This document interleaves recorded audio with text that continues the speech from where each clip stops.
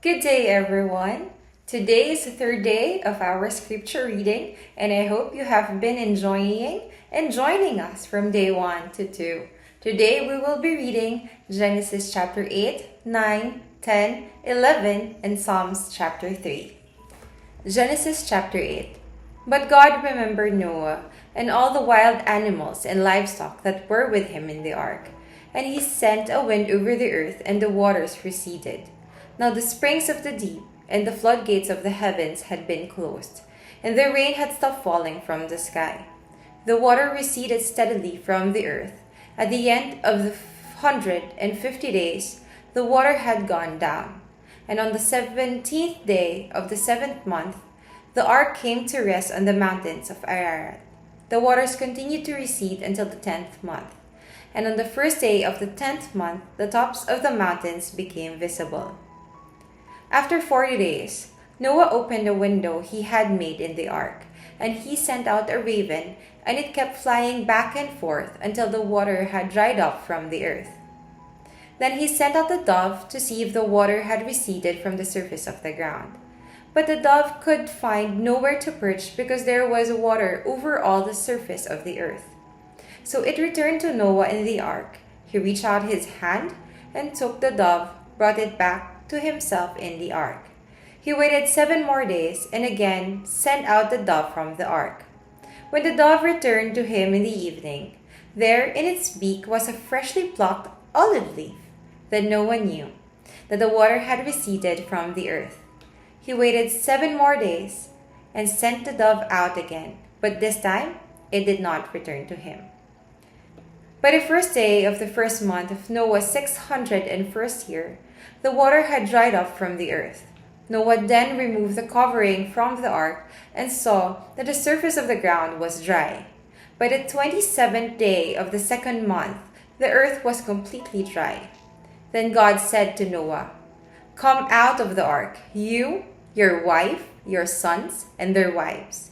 Bring out every kind of living creature that is with you, the birds, the animals, and all the creatures that move along the ground, so they can multiply on the earth and be fruitful and increase in number on it."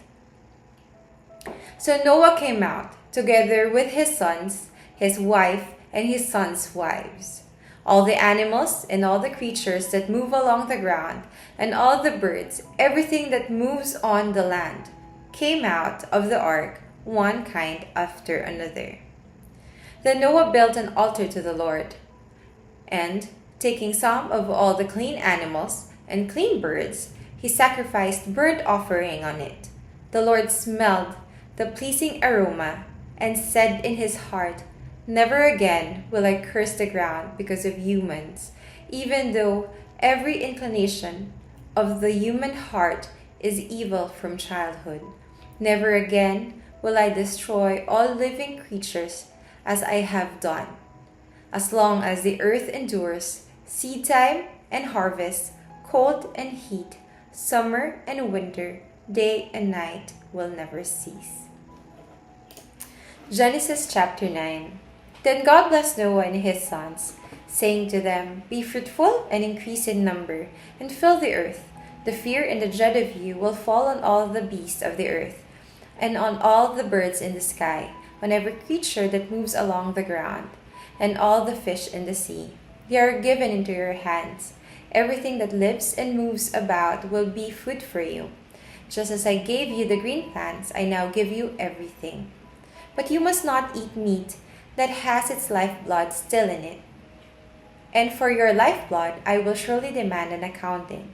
I will demand an accounting from every animal and from each human being too.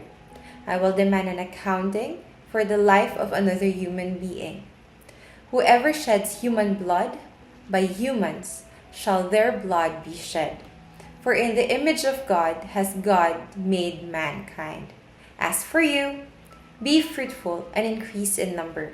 Multiply on the earth and increase upon it." Then God said to Noah and to his sons with him, I now establish my covenant with you and with your descendants after you, and with every living creature that was with you, the birds, the livestock, and all the wild animals, all those that came out of the dark with you. Every living creature on earth, I establish my covenant with you. Never again will all life be destroyed by the waters of a flood. Never again will there be a flood to destroy the earth. And God said, "This is a sign of the covenant I am making between me and you and every living creature with you, a covenant for all generations to come. I have set my rainbow in the clouds, and it will be a sign of the covenant between me and the earth. Whenever I bring clouds over the earth, and the rainbow appears in the clouds, I will remember my covenant between me and you and all living creatures of every kind. Never again will the waters become a flood to destroy all life. Whenever the rainbow appears in the clouds, I will see it and remember the everlasting covenant between God and all living creatures of every kind on the earth." So God said to Noah, "This is the sign of the covenant I have established between me and all life on the earth." Verse 18. Now sons of Noah who came out of the dark were Shem, Ham, and Japheth. Ham was the father of Canaan. These were the three sons of Noah, and from them came the people who were scattered over the whole earth. Noah, a man of the soil, proceeded to plant a vineyard. Then he drank some of its wine. He became drunk and lay uncovered inside his tent. Ham, the father of Canaan, saw his father naked and told his two brothers outside. But Shem and Japheth took a garment and laid it across their shoulders. Then they walked in backward and covered their father's naked body. Their faces were turned the other way, so that they would not see their father naked. Now Noah awoke from his wine and found out what his youngest son had done to him. He said, "Cursed be Canaan, the lowest of slaves will he be to his brothers." He also said, "Praise be to the Lord, the God of Shem. May Canaan be the slave of Shem. May God extend Japheth's territory. May Japheth live in the tents of Shem. And may Canaan be the slave of Japheth." After the flood, Noah lived 350 years. Noah lived a total of 950 years, and then he died. Genesis chapter 10. This is the account of Shem, Ham, and Japheth, Noah's sons, who themselves had sons after the flood. The sons of Japheth: Gomer, Magog, Madai, Javan, Tubal, Meshech, and Tiras. The sons of Gomer: Ashkenaz, Riphat, and Togarmah. The sons of Javan: Elishash, Tarshish, the Hittites, and the Rodanites. From these, the maritime people spread out into their territories by their clans within their nations, each with its own language. The sons of Ham: Cush, Egypt, Put, and Canaan. The sons of Cush: Seba, Havilah, Sabta, Raamah, and Sabteka. The sons of Raamah: Sheba and Dedan. Cush was the father of Nimrod, who became a mighty warrior on the earth. He was a mighty hunter before the Lord. That is why it is said, like Nimrod, a mighty hunter before the Lord. The first centers of his kingdom were Babylon, Uruk, Akkad, and Calneh in Shinar. From the land he went to Assyria, where he built Nineveh, Rehoboth-ir, Calah, and Resen, which is between Nineveh and Calah, which is the great city. Egypt was the father of the Ludites, Anamites, Lehabites, Naphtuhites, Pathrusites, Caluhites, from whom the Philistines came, and Caphtorites. Canaan was the father of Sidon his firstborn, and of the Hittites, Jebusites, Amorites, Girgashites, Hivites, Archites, Sinites, Arvadites, Zemarites, and Hamathites. Later, the Canaanite clan scattered, and the borders of Canaan reached from Sidon toward Gerar as far as Gaza, and then towards Sodom, Gomorrah, Admah, Seboim as far as Lasha. These are the sons of Ham by their clans and languages, in their territories and nations. Sons were also born to Shem, whose older brother was Japheth. Shem was the ancestor of all the sons of Eber.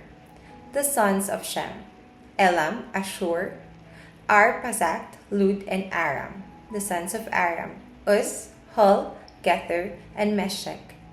Arphaxad, the father of Shelah, and Shelah, the father of Eber. 2 sons were born to Eber. One was named Peleg, because in his time the earth was divided. His brother was named Joktan. Joktan was the father of Almodad, Shelep, Hazar-mavet, Jerah, Hadoram, Uzal, Dikla, Obal, Abimael, Sheba, Ophir, Havilah, and Jobab. All these were sons of Joktan. The region where they lived stretched from Mesha toward Separ in the eastern hill country. These are the sons of Shem by their clans and languages in their territories and nations. These are the clans of Noah's sons, according to their lines of descent within their nations. From these, the nations spread out over the earth after the flood. Genesis chapter 11. Now the whole world had one language and a common speech. As people moved eastward, they found a plain in Shinar and settled there. They said to each other, "Come, let's make bricks and bake them thoroughly." They used bricks instead of stone and tar for mortar. Then they said, "Come, let's build ourselves a city with a tower that reaches to the heavens, so that we may make a name for ourselves. Otherwise, we will be scattered over the face of the whole earth." Now the Lord came down to see the city and the tower the people were building. The Lord said, "If as one people speaking the same language they have begun to do this, then nothing they plan to do will be impossible for them. Come, let us go down and confuse their language, so they will not understand each other." So the Lord scattered them from there over all the earth, and they stopped building the city. That is why it is called Babel, because there the Lord confused the language of the whole world. From there, the Lord scattered them over the face of the whole earth. This is the account of Shem's family line.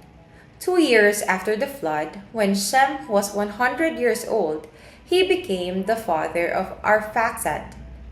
And after he became the father of Arphaxad, Shem lived 500 years and had other sons and daughters. When Arphaxad lived 35 years, he became the father of Shelah.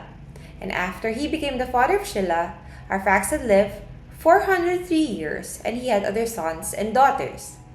When Shelah lived 30 years, he became the father of Eber. And after he became the father of Eber, Shelah lived 403 years and had other sons and daughters. When Eber had lived 34 years, he became the father of Peleg.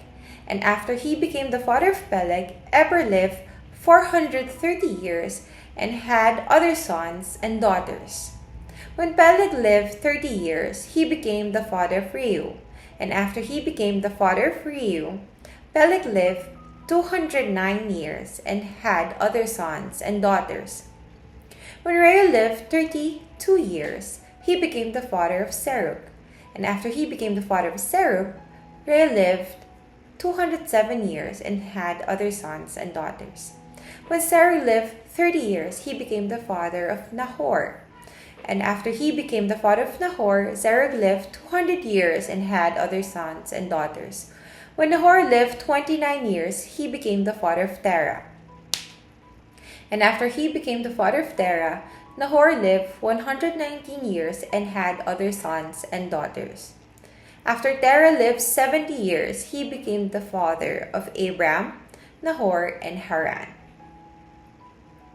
This is the account of Terah's family line. Terah became the father of Abram, Nahor, and Haran, and Haran became the father of Lot. While his father Terah was still alive, Haran died in Ur of the Chaldeans, in the land of his birth. Abram and Nahor both married.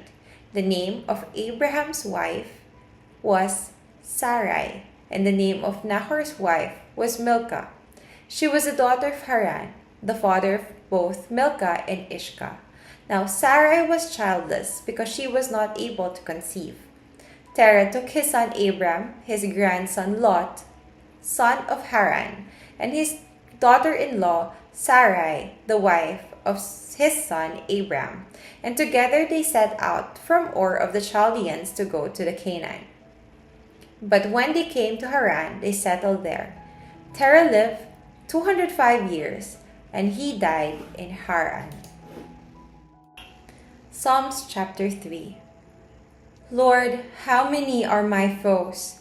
How many rise up against me? Many are saying of me, God will not deliver him. But you, Lord, are a shield around me, my glory, the one who lifts my head high. I call out to the Lord, and he answers me from his holy mountain. I lay down and sleep, awake again, because the Lord sustains me. I will not fear, though tens of thousands assail me on every side. Arise, Lord, deliver me, my God. Strike all my enemies on the jaw. Break the teeth of the wicked. From the Lord comes deliverance. May your blessings be on your people. Thank you for joining us today.